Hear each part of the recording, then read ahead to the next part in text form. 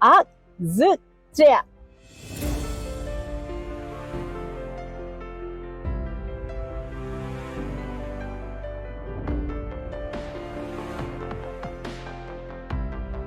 How's the food? It's very good, mashallah. Mashallah, thank you. Thank you so much. She's loving the food. Thank you, sir. Adab, you're watching Awaz the Voice, and I am Yasmin Khan.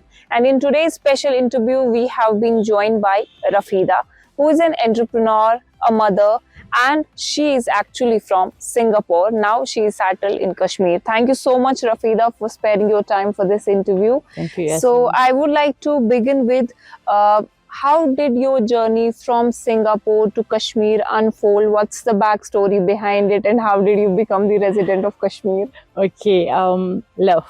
Basically, love bring me where I am today, and love is the only reason why I'm in Kashmir. I've got married to a Kashmiri, and we got connected through work, and that was a tourism work.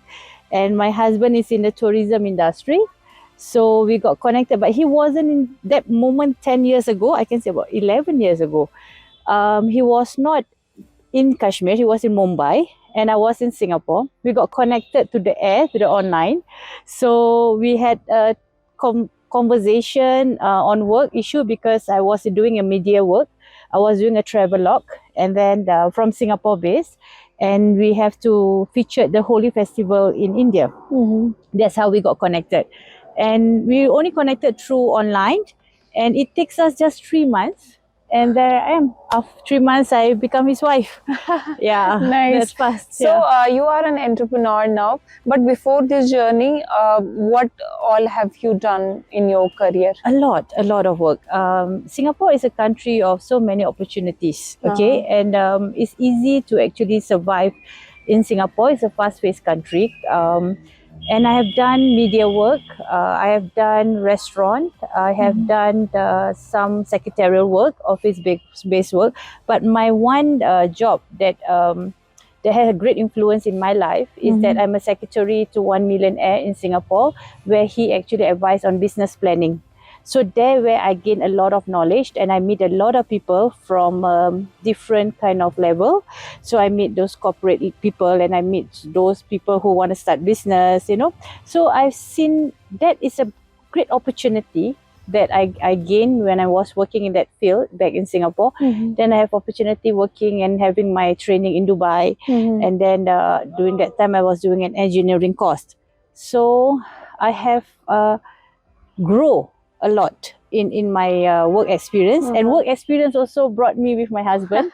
So basically, just keep working. You don't know where you end up with.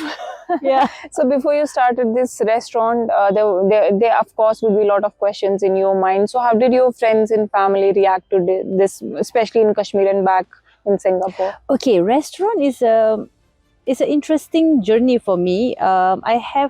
I've started it in Singapore because my mother, my family is a cook specialty. So my mom cooks a lot. It's a profession. So she's a chef in Singapore. I started in cloud kitchen in Singapore during the COVID. So during the COVID, I also got separated from my husband. So during COVID, we got separated for nearly 3 years, where he's in Kashmir and I with my 2 children in Singapore. So that was the tough period for us on the separation, but that's how we survive. As I mentioned earlier, that my husband is in the tourism industry, and during COVID, tourism industry really affected. So the experience of working and learning the business plan from my previous profession, so that makes me tell myself situation, makes me open up a cloud kitchen, because that was the only opportunity for us to find rezeki. Okay, that moment on the COVID. And Alhamdulillah, from that cloud kitchen that I've had in Singapore called Toim.isg. So Toim.isg have run even till today, even now where I am, even in Srinagar, in Kashmir, my restaurant's still running back in Singapore. And now so after COVID, my husband told me, okay, enough of the separation. My husband said, I have worked hard in in establishing a lot here in Kashmir. It's time for you and our children to be back in Kashmir. And he opened up a restaurant in Kashmir is because of the restaurant in Singapore. He's trying to find a way on how to actually invite me here. So he really put a lot of effort to open up the restaurant in Kashmir called taim.ind. So IND is India. So he told me, since you are now actively on the restaurant, so why not you come, I have a restaurant for you. And this is much more, his effort that he have made, and I cannot deny that. And he gave me a great space in Zabawan Park, next to put together. So you serve Singapore food. Yes, the cuisine is entirely Singapore. No. Okay, it's not easy to actually adapt to the changes of the taste buds, especially for Kashmiri.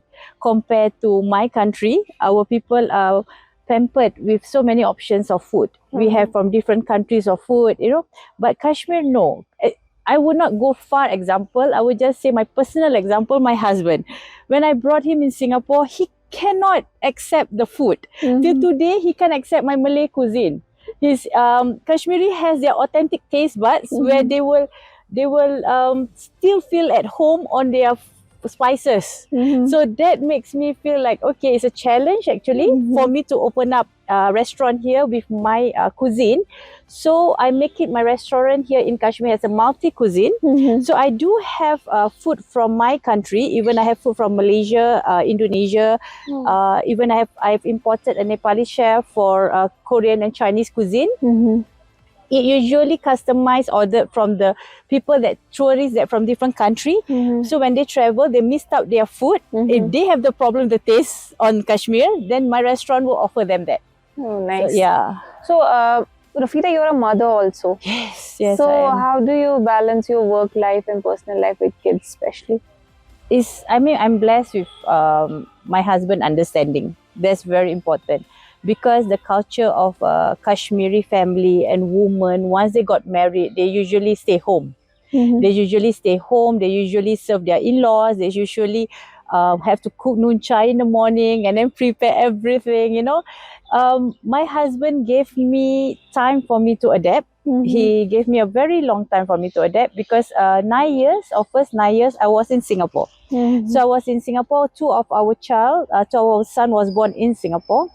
After about 9 years, when I decided to migrate here, and blessed, I have my third child, who's already 1 year old today, was born in Kashmir. It was an experience for me, and he's my husband is very proud actually to have our third child was born in Kashmir. So he wants me to experience the whole Kashmiri culture, you know, and he was proud. Hey, my son born in Kashmir. So he was there because why? The whole family was there to witness. So our third child, the whole Kashmiri family was there. So the culture of welcoming the newborn here with the family value, that makes Kashmir different. So are you used to Kashmiri cuisine, culture, food, noon chai, kangdi and other stuff? I can make good noon chai. Okay, trust me, I can make good noon chai. Okay, you can try taste my noon chai and in my restaurant. I've learned noon chai for my in-laws. So first it was majburi. Okay, first it was totally majburi, no option. And then slowly understanding it. But I have to taste it because I'm making it. So I have to understand the taste. But to tell me whether I like noon chai, I can say 50-50 because it's a salty. Okay, but to say I make good noon chai, I can make a good noon chai. Yes, I do. And I call it pink tea. Besides that, I also learning to make like palak, hak. Hak is my favorite. Okay, hak is my favorite. It's very simple to make and it's my favorite. So what's that one thing about Kashmir that you really want to change, or something like you had easy access to back in Singapore and that's not available easily here?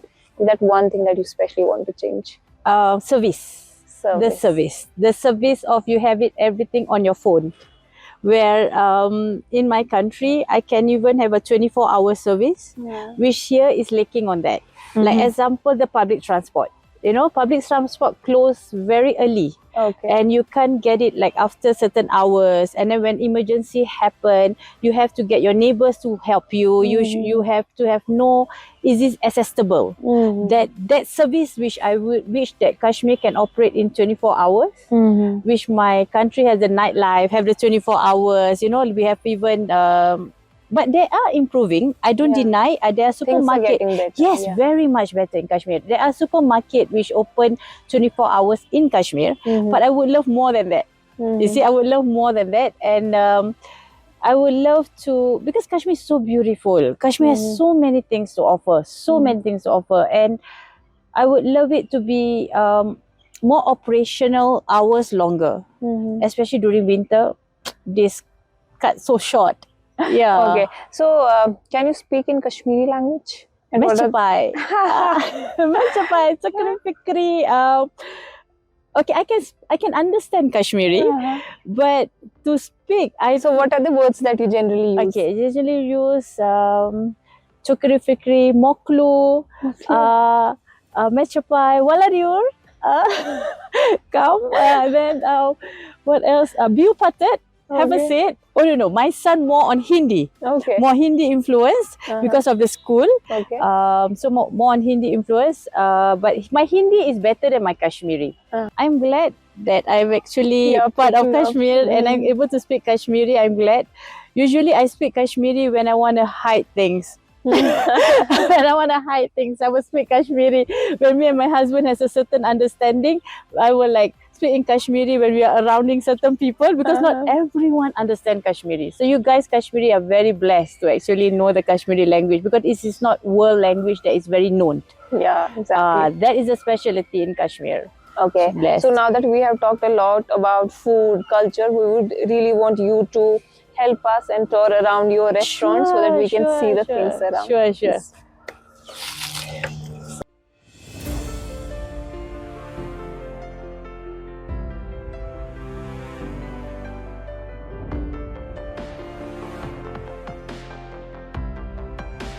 Voila. So these are the sitting area. So we will experience an authentic Kashmiri way of dining. There's more to show you. So I have that, we call him as a daddy, okay, because he's a veteran. Because we always need someone older who understands more Kashmiri culture. So he's the one who actually in charge on the Wazwan. Yes. So come, I show you. Wala. Okay, voila. Here is actually our garden sitting area, something different. So, welcome.